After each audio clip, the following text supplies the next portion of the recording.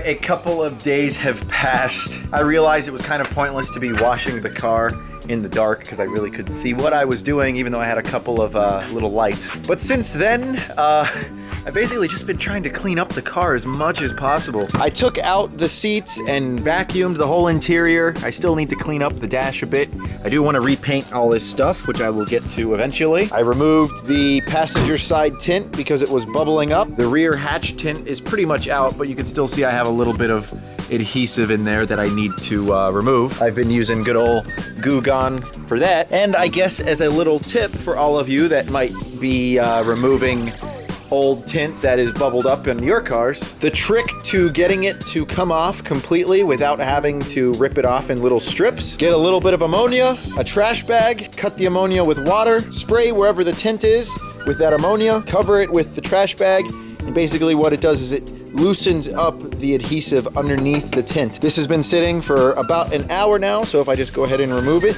you can see there's condensation, and if I find an edge of the tint, I should just be able to pull it off in one fell swoop.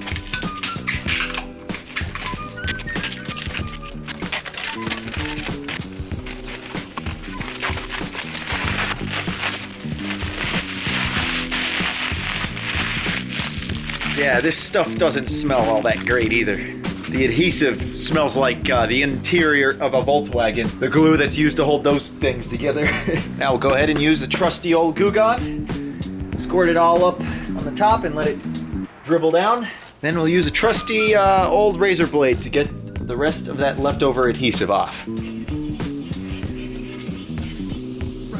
can just see right there all of that glue. That nasty little crud. Okay, I'm about to go through my second wash of the car. This time I'm going to fully compound, polish, and then wax. So it's going to take me a serious long time, probably the rest of the day. And it just sucks because now that we're into spring, the pollen here in Florida is just killer. Not to mention the fact that I have leaves falling out of this tree constantly. This is going to be a pain in the butt process. But I have the tint removed.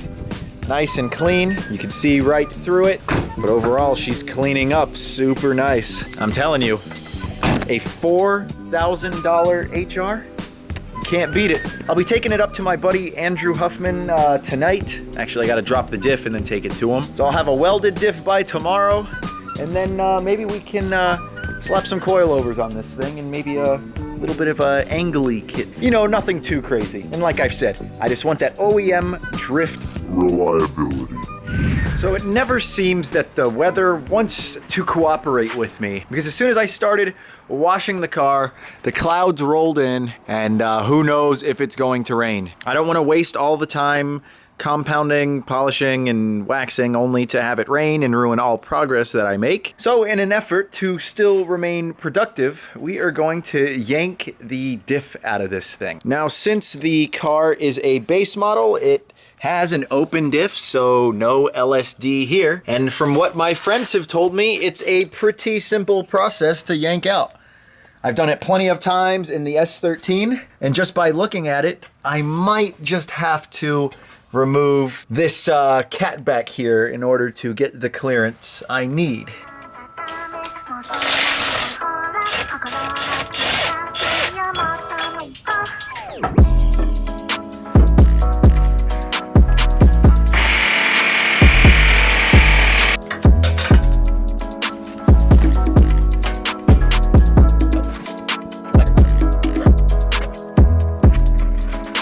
Differentials out at the expense of one of my Harbor Freight breaker bars.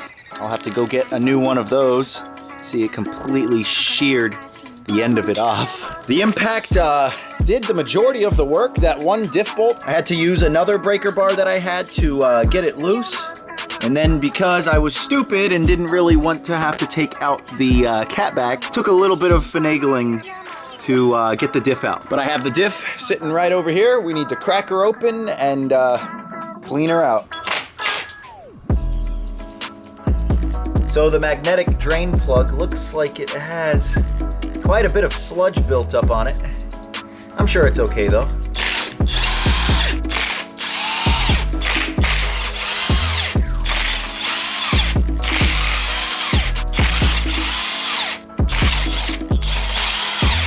an hour later, I have the diff all cleaned up. I used like 2 cans of carb cleaner just to get all of the oil out of there, and we are good to take her to my buddy's shop to get welding. All right, everyone, meet Andrew Huffman, a good friend of mine that you did the WiseFab V2 relocation for my S13. Yeah, I and modified the crossmember and cut and welded it all up. Yeah, you did.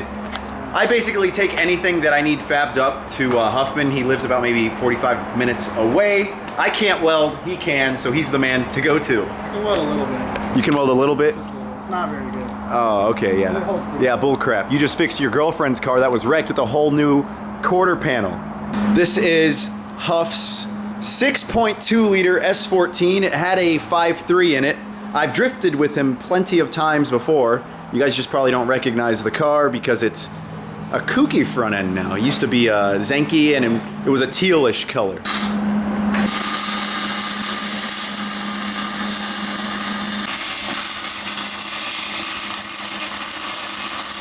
I've seen some people weld the stubs in there. Really? I'm like, what? One diff I was trying to take stubs out of, just fucking welded in. Wow. But I've also seen people not weld the spider gears to the case. Okay. They just weld the gears together. Huh. I'm like, oh, why would you not weld it to the case? Yeah. And my thing is, the case is probably more leverage on twisting force versus a plate. Right. So that's why I don't plate it. Yeah. What's the plate going to do? So yeah, people always ask, oh, you don't plate it. That's why. Because I weld it to the fucking case. And then I weld all 4 corners together. All the gears are welded together, and then I weld the gears to the case. And then sometimes I'll like bridge it. I'll go from the case to the gear to the case to the gear. So it's like makes sense. One big fucking continuous weld. And what you're doing now is just getting all with the slag out of it? Yeah, I'm just breaking off all the little pieces that were the sparks are flying. They'll like land and like kind of just stick somewhere. And if I can get them out, then I'm gonna be floating around in your oil. The diffs are pretty tough, even when there's metal in the oil, man. They're pretty. This what blows my mind. People spend fucking $30, $40, $50 on an oil change. Like, I ran diffs with no oil and it was fine. Okay, the diff's welded. It is in the back of the FJ. I was telling you earlier that Huff, his girl, got into an accident, a hit and run, and just completely crumpled the rear quarter panel, correct? Like damaged all the way up to here. And I thought about doing an over fender, thought about just cutting and seaming it back together, but I cut a whole quarter off another car, drilled out all the spot welds, and just put it together. And I mean, honestly, it looks pretty solid. That's crazy that you could do all that work. So what, you had to like weld it right here? Yeah, this is where the seam is. You can kind of see it. We're gonna do a little layer of Bondo just to smooth it out. Yeah. But that's solid welded, grinded down flat, just so there's no holes or anything. That's crazy. The window's temporary until it gets painted because I didn't want to have to tape off the seal. Gotcha. So.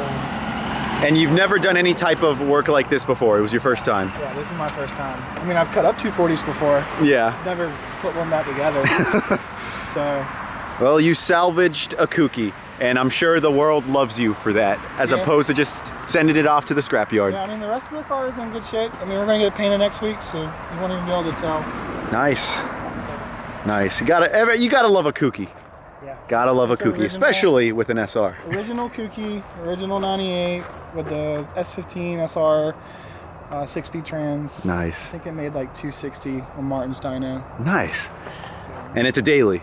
Every day. No issues whatsoever. It still drives straight. Like when I got hit, the damage was behind the subframe, so that was like a big motivating factor. That's good. I figured I could just cut off the cosmetic sheet metal and make it look pretty. Right. So there's no like frame rail damage past? There is. There is. Okay. I cut the frame rail right here. Like the frame. This is the frame rail. Okay. So I cut it there. This is the new frame rail because it got smashed. Yeah. The subframe is in front of this sheet metal. Okay. And so that's where the damage stopped. Gotcha. Dude, you're crazy. Yeah. Probably one of the most difficult parts is seaming. This is new metal, this is old metal, and I just put the seam sealer on there for now, but I'll smooth it out. Wow.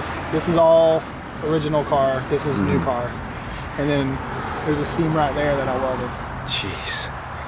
Well, Huff, if I ever get into an accident and I don't come to you, okay. gonna pay a bunch of money. I don't want to do that anymore. All right, it is the next day, and I have spent the last 5 hours compounding, polishing, and waxing the Z. She's looking all nice and clean, but the pollen, as you can tell, is already coming in and settling on top of the car. Just my luck. I mean, it's typical Florida for you. But I am pretty happy as far as how the paint turned out.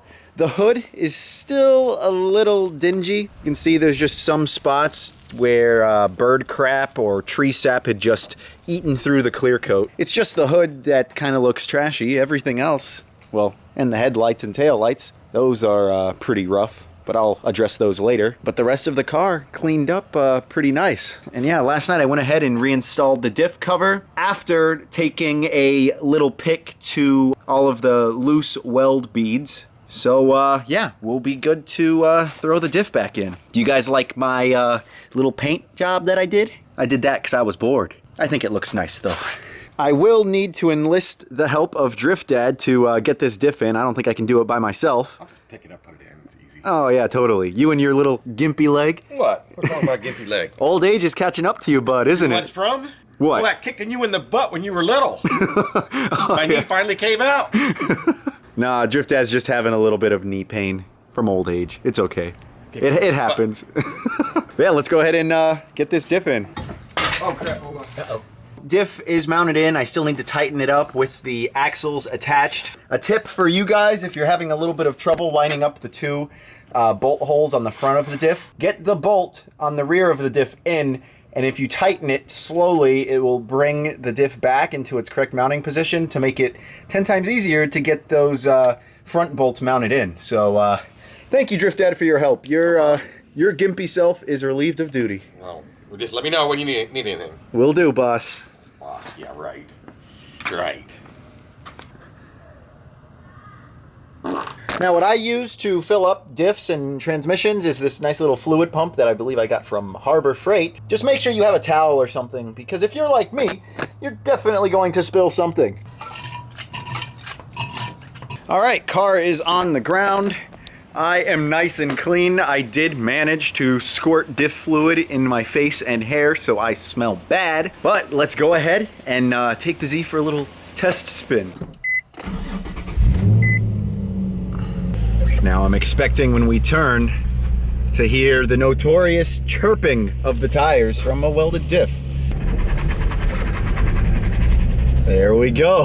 I don't know, call me stupid, but the sound of a welded diff just makes me smile. Yes, I know you're just eating away at your tires, especially if you're daily driving, but nothing puts a big old smile on my face than pulling into a parking lot and then having everyone look at you like an idiot because your tires are making noise. I can't be the only one that thinks that. Okay, we're pulling up to the spot. You know, I can't install a welded diff and not at least test it out.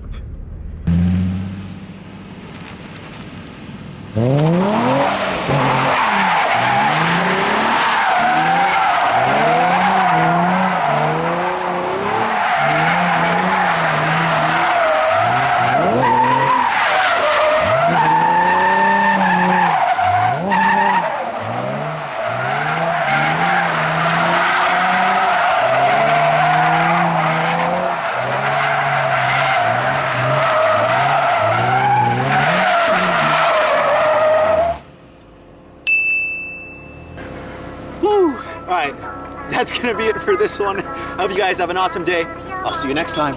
Peace.